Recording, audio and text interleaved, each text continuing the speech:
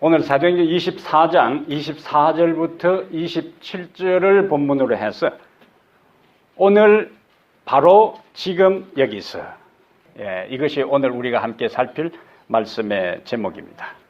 하루는 마귀가 인간을 파멸시키는 자신의 도구를 판다는 가라지 세일 광고를 했어요. 그러자 수많은 사람들이 마귀의 도구가 도대체 무엇인가 궁금해서 그 가라지 세일을 하는 대로 몰려들었습니다. 그런데 많은 물건들 중에서 한쪽에 비매품이라고 그 딱지가 붙어있는 물건이 하나 있었어요. 그런데 액자였는데 금은 종이로 포장되어 있었어요. 사람들이 다 궁금하잖아요. 근데 마귀한테 차마 물어보지를 못하고 한 신사가 주저주저 하다가 이상하게 생각해서 마귀에게 질문을 던졌습니다. 마귀 양반, 도대체 이것은 무엇이며 왜 이것에게만 비매품이라고 써 붙였어? 그러니까 마귀가 대답을 합니다.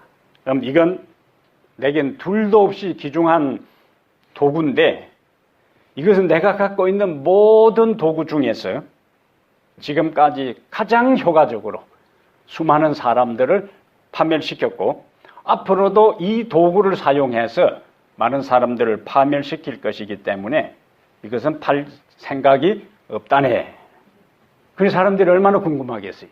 다 가라지 세일을 한다고 해놓고 이것은 비매품이라고 써붙여놨으니까 그러면 구경이라도 좀 할 수 없느냐.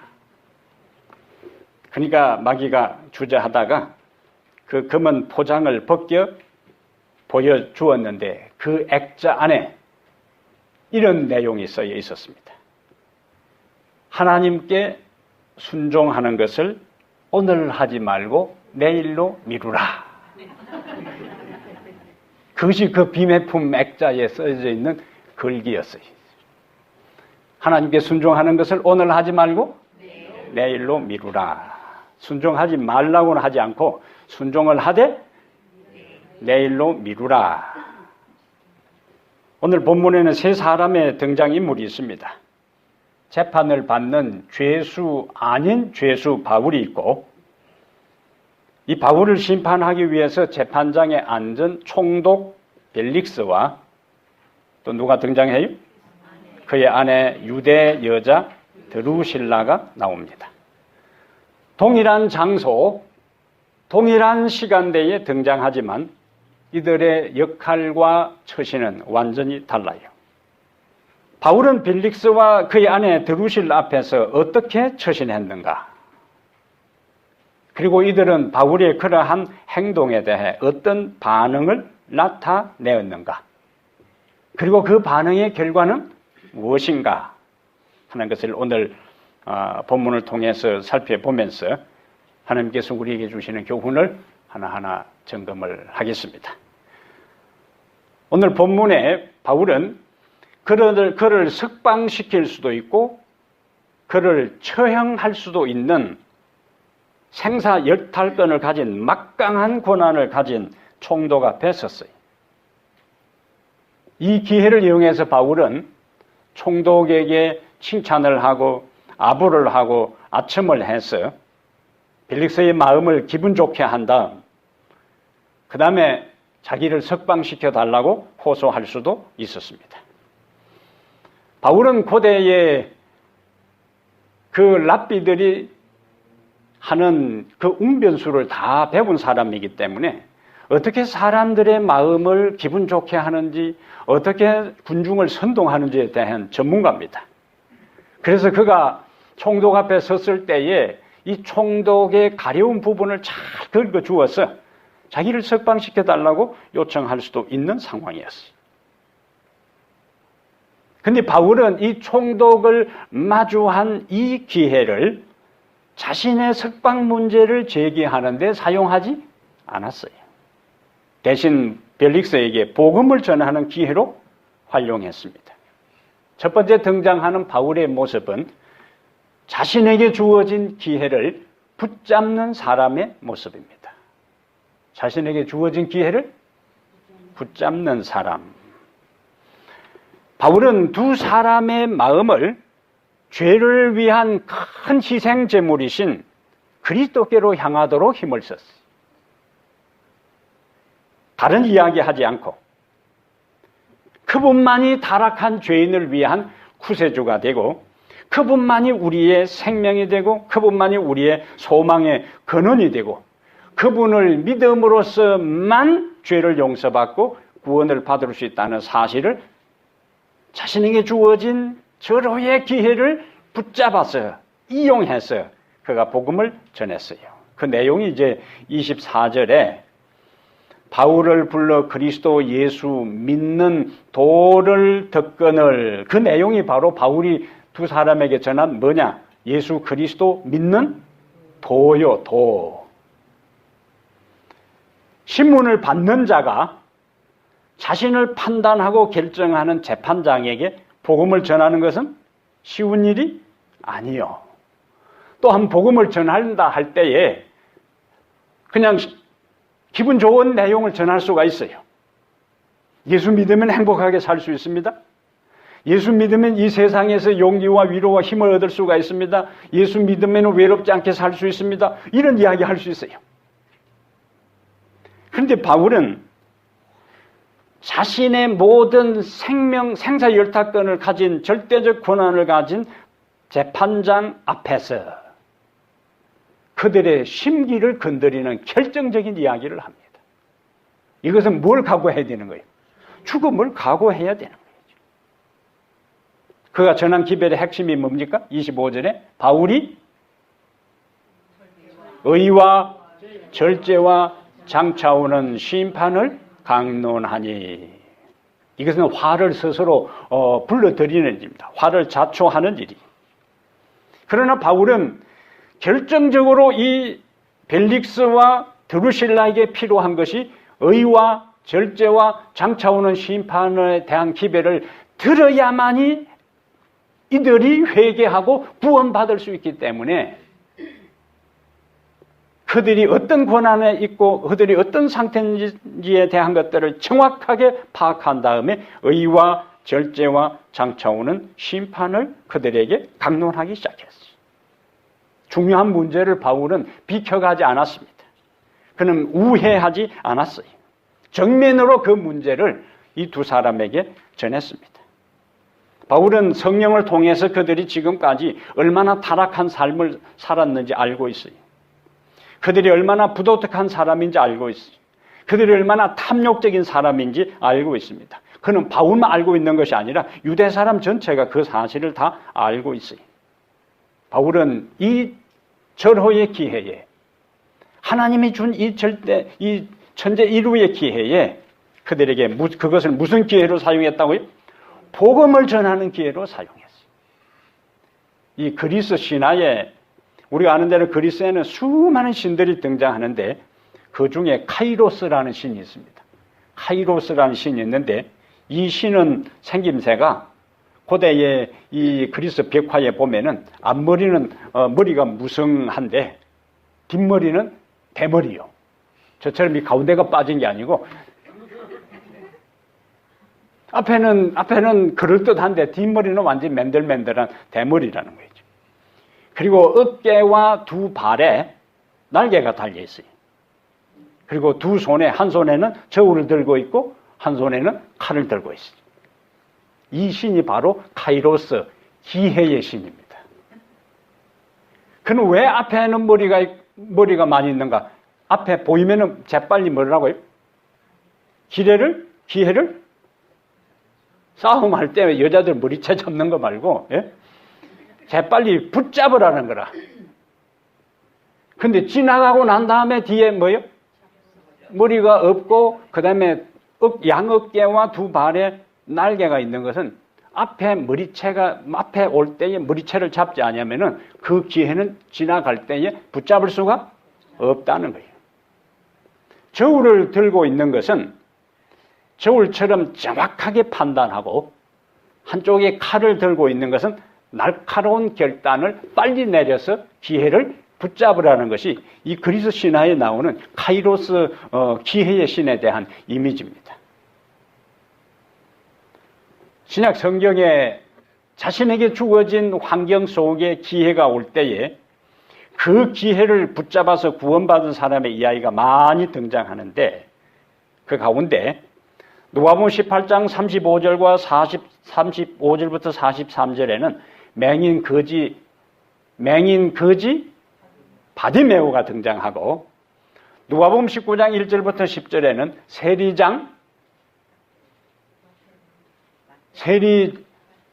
마태가 언제 진급을 했는데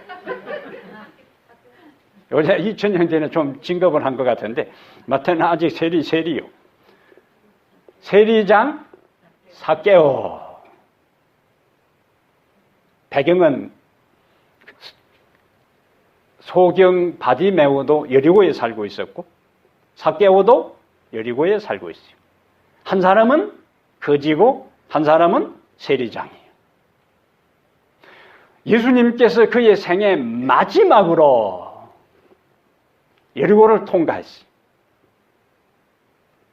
누가 보면 기록이나 다른 성경의 연대적인 기록을 보면은 이때 여리고 동네를 예수님께서 마지막 통과하고 십자가에 달려 돌아가셨어요.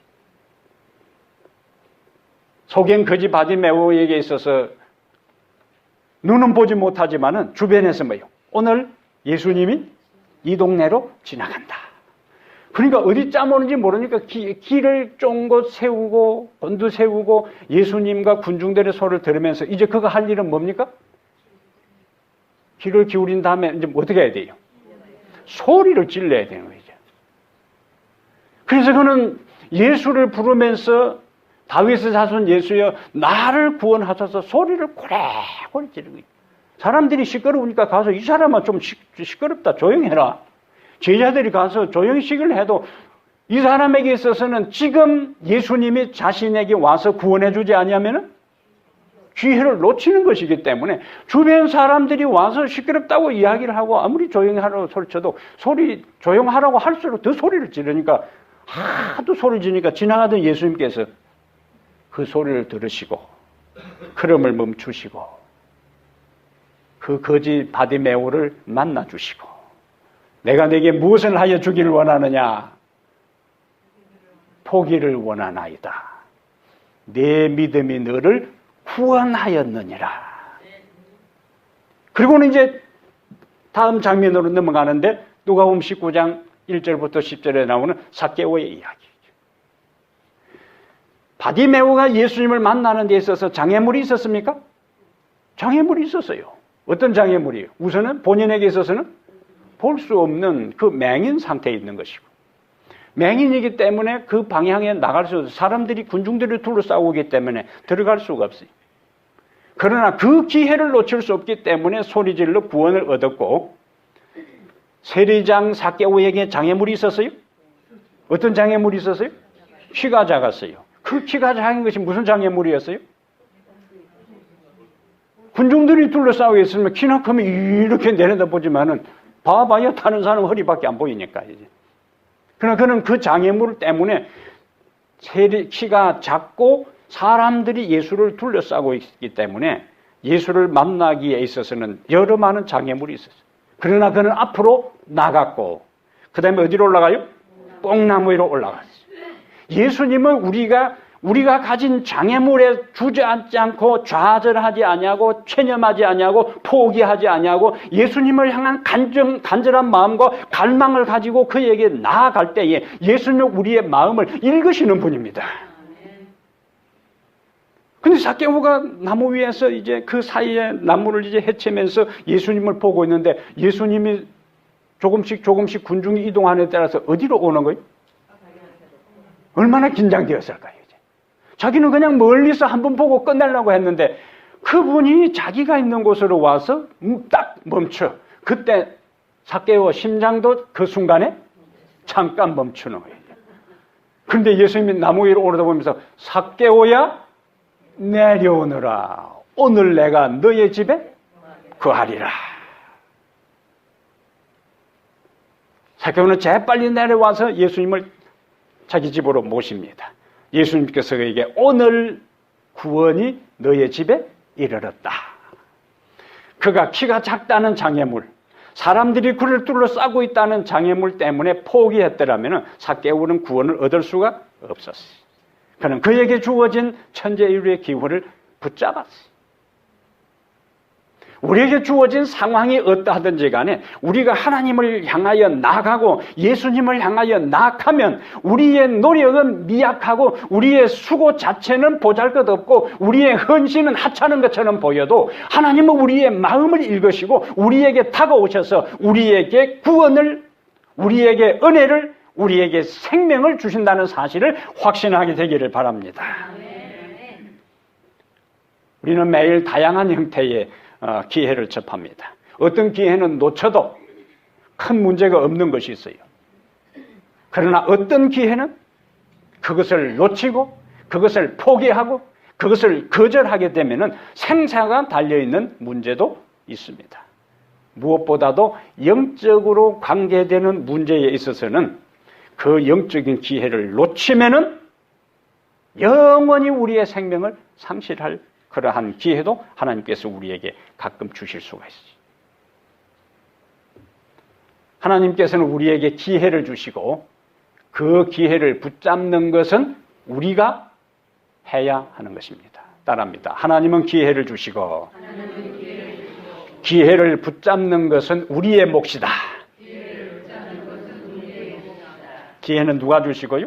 하나님이 주시고 그 기회를 붙잡는 것은 우리의 몫이요. 아직도 우리에게 자유롭게 전도할 수 있는 기회가 있습니다. 지금 우리에게 말씀을 암송할 수 있는 기회가 있어요.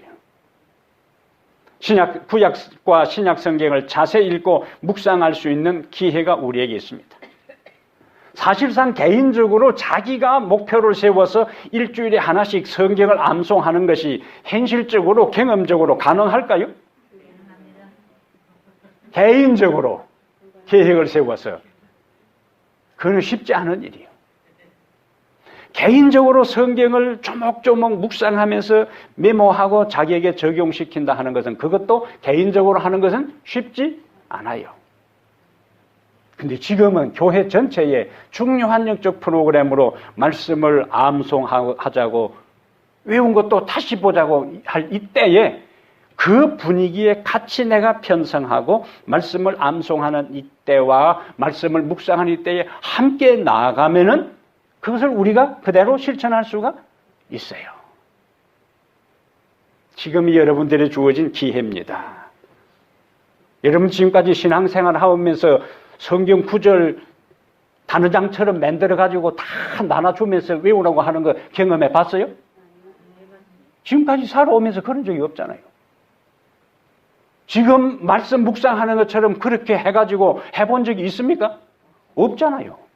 그러면 지금이 뭡니까?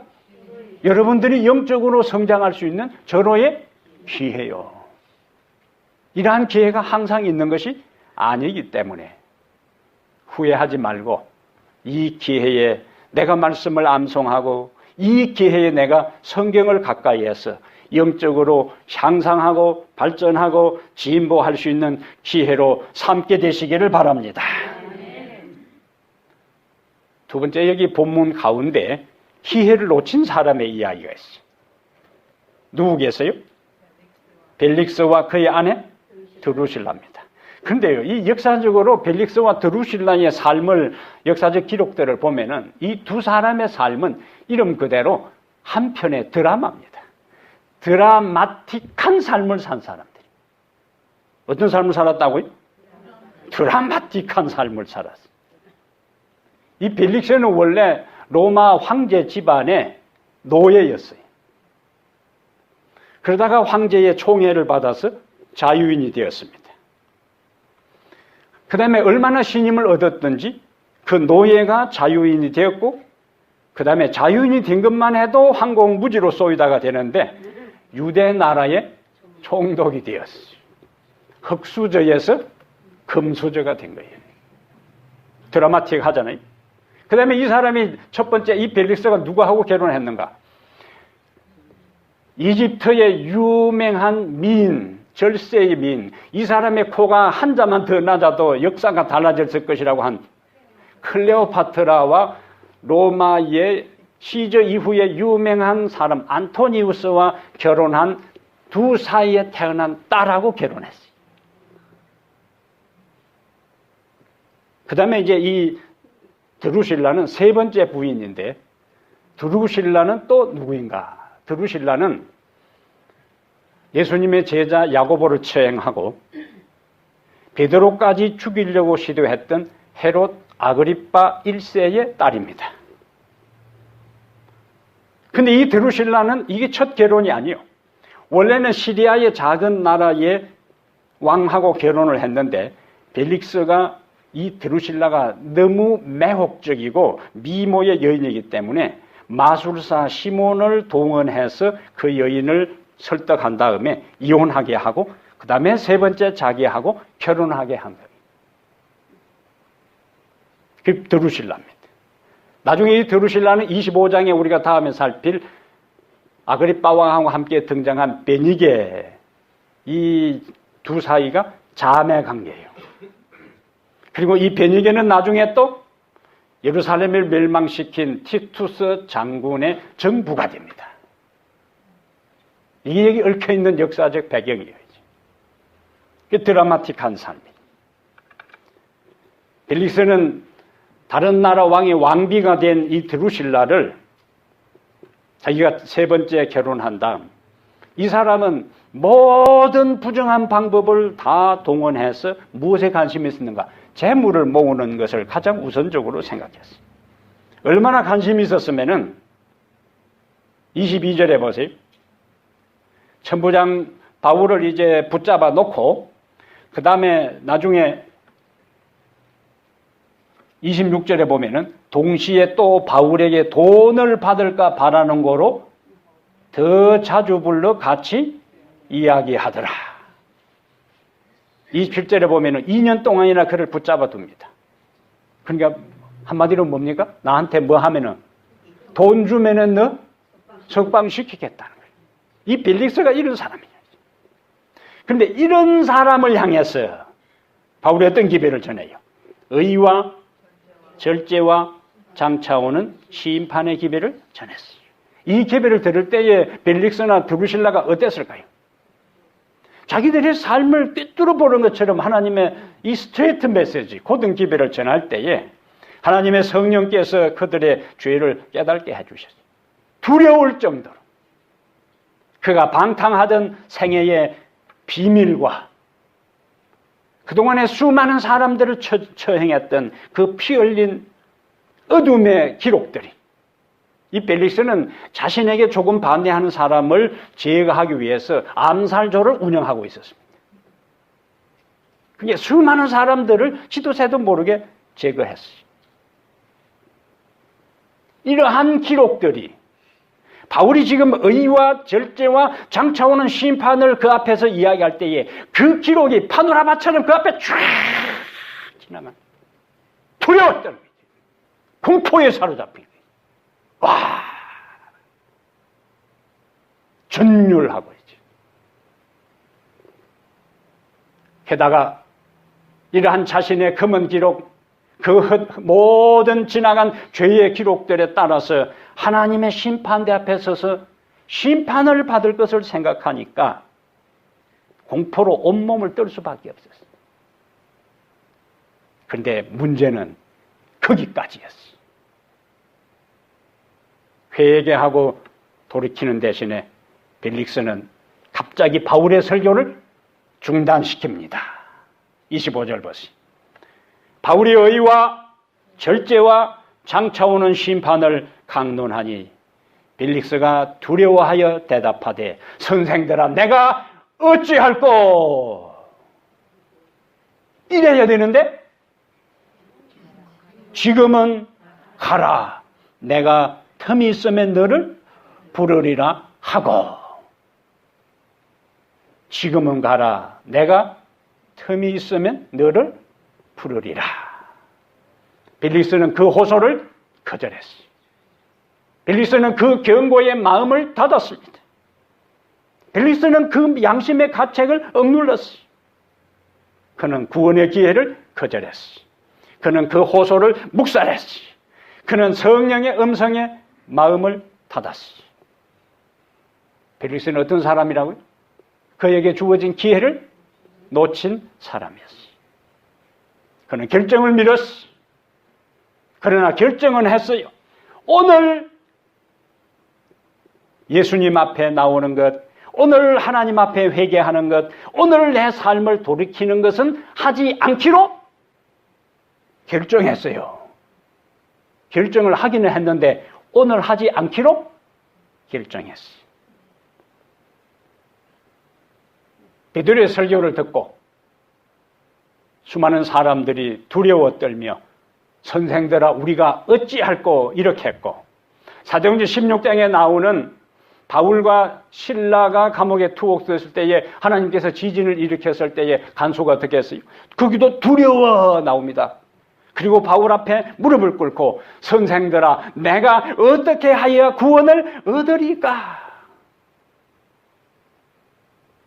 사도행전 3장의 성령의 강력한 역사에 의해서 베드로의 설교를 듣고 우리가 어찌하고 했을 때에 회개하고 돌이켜 제사함을 받으라. 그래서 돌이켰어요. 그들은 양심의 가책을 받고 하나님 앞에 꿇어 엎드렸어요. 예수 그리스도의 복음을 받아들입니다. 자기들이 살아왔던 삶에 대해 철저하게 회개하고 다시 그들의 삶을 하나님 안에서 출발하기로 했기 때문에 그들이 다 침례를 받고 구원을 받았어요. 선생들아 내가 어떻게 하여야 구원을 얻으리까? 주 예수를 믿으라. 그리하면 너와 너 집이 구원을 얻으리라. 간수가 그 기별을 받아들입니다. 그리고 그 두 바울과 실라를 초청합니다. 그리고 말씀을 듣습니다. 그리고 그들이 침례를 받습니다. 복음의 말씀이 우리에게 전파될 때에 받아들인 사람은 구원의 길로 가고, 그것을 거부하고 무시하고 묵살하고 길을 막고 마음을 닫은 사람은 멸망의 길로 갔어요. 아모스 3장 7절에 주 여호와께서는 자기의 비밀을 그 종 선지자들에게 말하지 않고는, 알리지 않고는 결코 행하심이 없다. 반드시 하나님은 우리에게 뭐 하신다? 알려주세요. 깨우쳐 주십니다. 경고하십니다. 말씀하십니다. 노아 홍수가 갑자기 일어났습니까? 갑자기 일어났어요? 갑자기 일어나지 않았어요. 하나님께서 노아를 통해서 경고했어요. 120년도 그들에게 은혜의 기간이 있었습니다. 마지막 노아 홍수가 일어나기 전에는 어떤 결정적인 징조를 주었는가? 짐승들이 다 어떻게 해요? 짝을 지어서 방주로 줄줄이 들어가는 모습을 보았어요. 짐승들은 하나님의 성령의 감동에 반응했어요.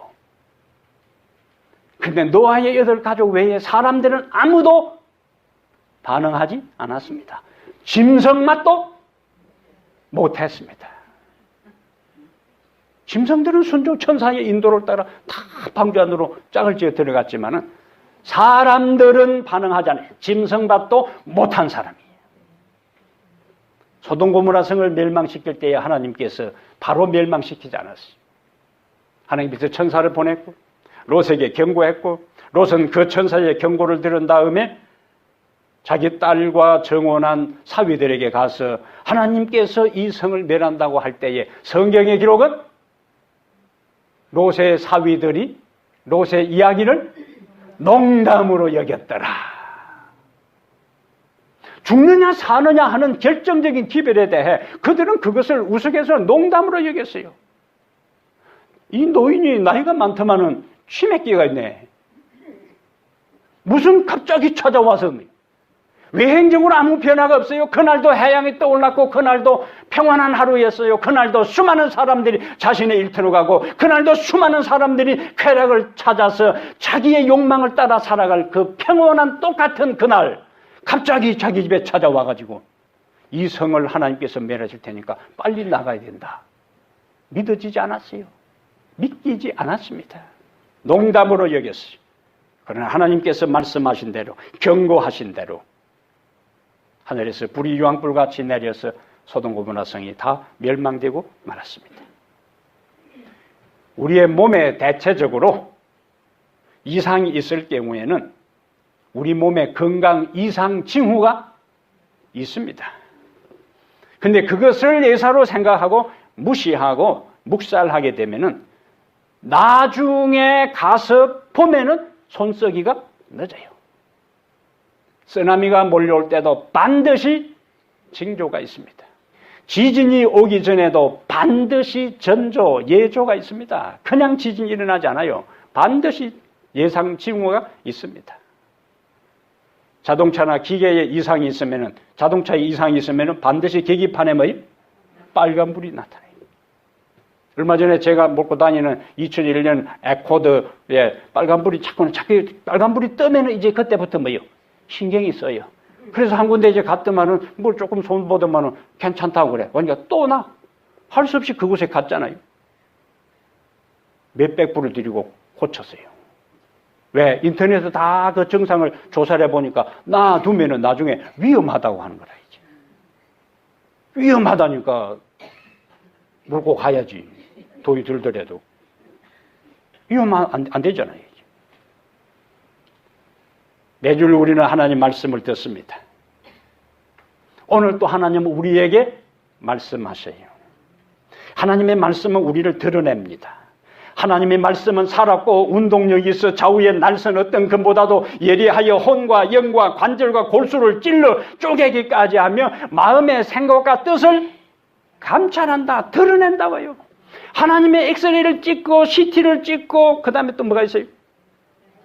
MRI를 찍으면은 맨눈으로 안 보이는 것이 다 드러나는 거예요. 하나님의 말씀은 우리의 내면을 드러내는 거예요.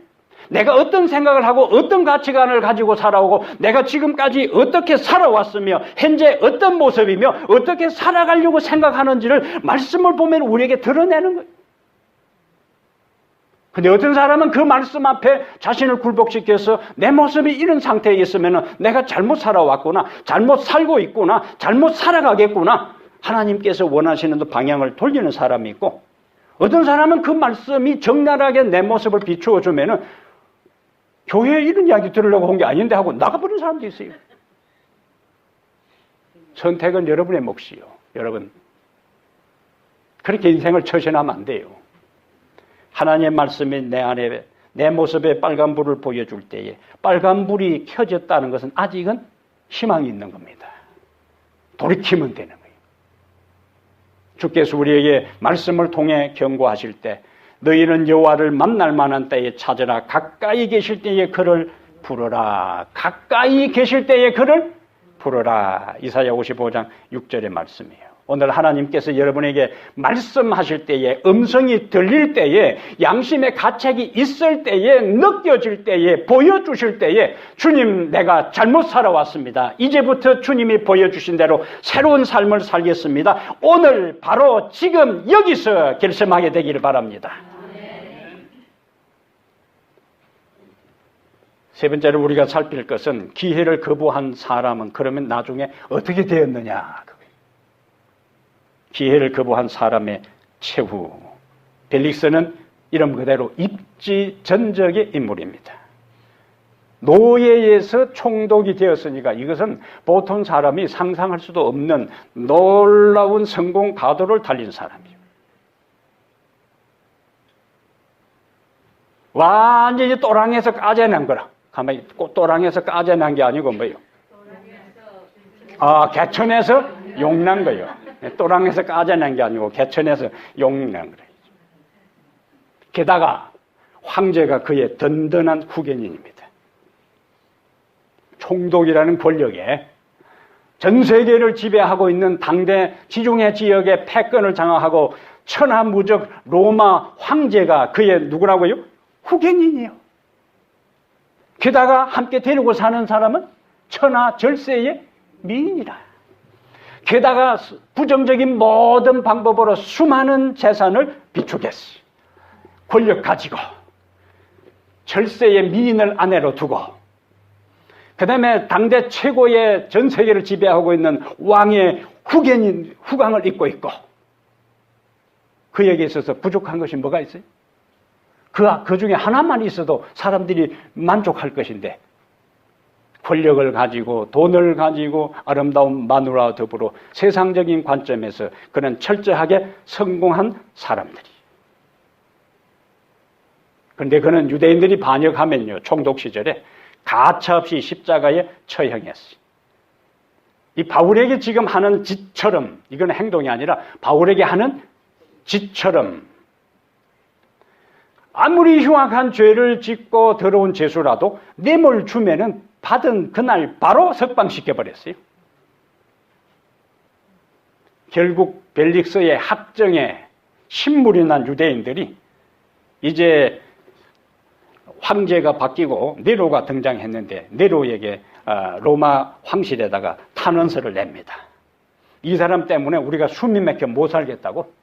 네로가 이제 휘하에 있는 그 조사관을 보내서 배후를 조사해 보니까 유대인들의 그 고소가 사실이요. 그래서 총독의 자리에서 파면시킵니다. 그러나 전임 황제의 절대적인 신뢰를 받았다는 것 때문에 죽이지는 않고 총독의 지위에서만 파면을 시켜요. 그리고는 로마로 소환합니다. 벨릭스와 드루실라는 두 사이에 한 아들이 태어났는데 그 아들과 그 다음에 그동안 부정적으로 모은 모든 돈을 가지고 로마로 오는데 어디로 가는가? 폼페이로 이사를 갑니다. 폼페이는 로마에 있어서 부자들이 별장을 가진 휴양 도시요. 별장 도시입니다. 그곳에 가서 이제 어떤 생각을 했었겠어요? 이제 권력은 누릴 만큼 누렸고, 돈은 이제 모을 만큼 모았고, 뚜꾸비 같은 아들 낳았고, 아름다운 마누라 있고, 이제는 이 아름다운 휴양 도시에서 부자들 사이에서 이제는 내 인생 즐기면서 살리라. 근데 여러분 기억할 것이 있습니다. 인생의 모든 것은 계획대로 되는 것이 아닙니다. 생각지도 못한, 예상치도 못한 일들이 일어납니다. 서기 79년 8월 24일 그 폼페이에서 12km 떨어져 있는 곳에 베스비오스 산이 있는데 12km 떨어져 있는 그곳에 있는 베스비오스 화산이 폭발하면서 화산재가 이 폼페이 도시를 덮습니다. 그런데 79년 8월 24일은 이 폼페이 도시에서 섬기는 불의 신, 불칸이라는 거예요. 불의 신의 이름이 불칸인데 8월 24일은 불의 신 불칸의 축제일이었어요. 그런데 그날 불의 신 불칸의 축제일에 그들은 화산이 폭발하면서 그 화산재에 덮여서 최후를 마쳤습니다.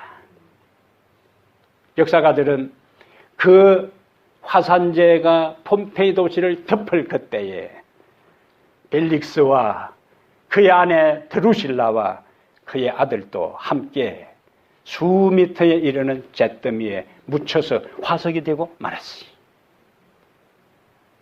그들은 하나님의 기별을 거절하고 의와 절제와 장차오는 심판의 기별을 받아들이지 않아도 그들의 권력이 계속 유지될 것으로 생각했지만 권력을 상실했어요.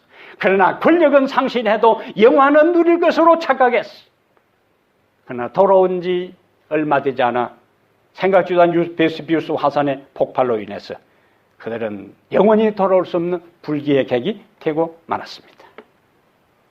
벨릭스는 기독교에 대해 잘 알고 있었어요.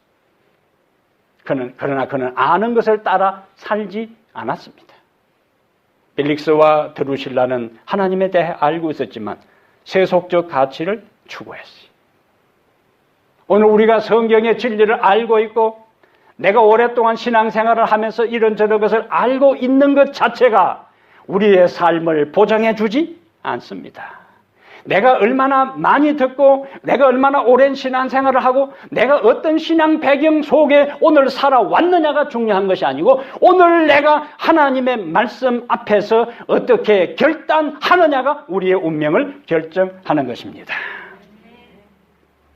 영적인 일은 뒤로 미루고 세상의 삶에 분주하게 타협하며 하루하루 사는 것은 처음에는 그렇게 할 때의 마음이 부담이 되지만은 그렇게 하다 보면 아무렇지도 않게 되는 거예요. 지금은 가라. 내가 틈이 있으면 너를 부르리라. 이것은 벨릭스의 입에서만 나온 말이 아니라 어쩌면 오늘 우리의 삶이 자칫 잘못하면 지금은 가라. 내가 틈 있으면 너를 부리려 하는 이 벨리스의 마음처럼 하나님의 진리에 대해 당장에 반응하지 않고 하나님의 말씀의 호소에 당장 굴복하지 아니하고 하나님의 성령의 감화에 당장에 반응하지 않고 미루고 미룰 수가 있습니다. 지금은 가라. 내가 틈이 있으면 너를 부르리라. 벨릭스와 드루실라에게 또 다른 기회는 없었습니다. 벨릭스와 드루실라에게 또 다른 틈은 없었습니다. 벨릭스와 드루실라에게 또 다른 부름은 없었습니다. 바울이 의와 절제와 장차오는 심판을 그들에게 호소하는 그것이 그들에게 주어진 마지막 하나님의 호소였습니다. 그러나 그들은 그것을 거절했어요. 마침내 성령의 감화를 전혀 감지할 수 없는 상태가 되었고 그들은 비극적 최후를 마쳤습니다.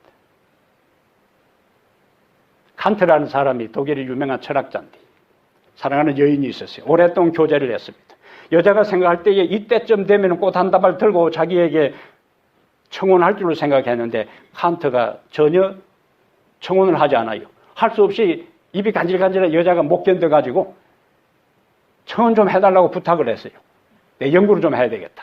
그때부터 칸트는 철학자니까 도서관에 가서 결혼에 대한 것을 연구하기 시작합니다. 결혼의 장점, 결혼의 단점, 결혼한 긍정적인 모습, 부정적인 모습, 결혼의 목적, 이유, 절차 다 연구하고 최종적으로 결혼해야 되겠다. 결혼을 내리고 꽃 한 다발 다 사서 그동안에 옛날에 교제했던 집에 찾아와서 보니까 없어요. 아버지가 나왔어요. 내가 오늘 청혼하러 왔는데 어디 갔냐니까 결혼해서 3명 놓고 딴 데가 살고 있다는 거예요.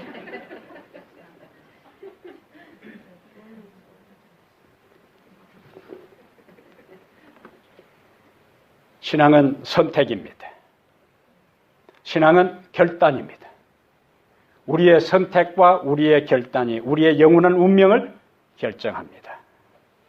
주님은 오늘 또 우리를 사랑하사 영적으로 새롭게 출발할 수 있는 기회를 주십니다. 말씀을 통하여 우리를 깨우쳐 주십니다.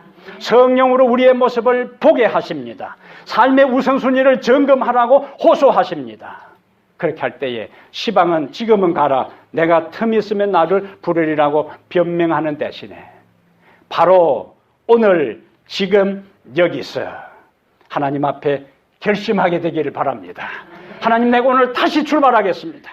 하나님 오늘 내가 다시 결심하겠습니다. 보라 지금은 은혜 받을 만한 때요. 보라 지금은 구원의 날이라는 말씀에 제가 내 온 삶을 바쳐서 바로 오늘 지금 여기서 결심하겠습니다.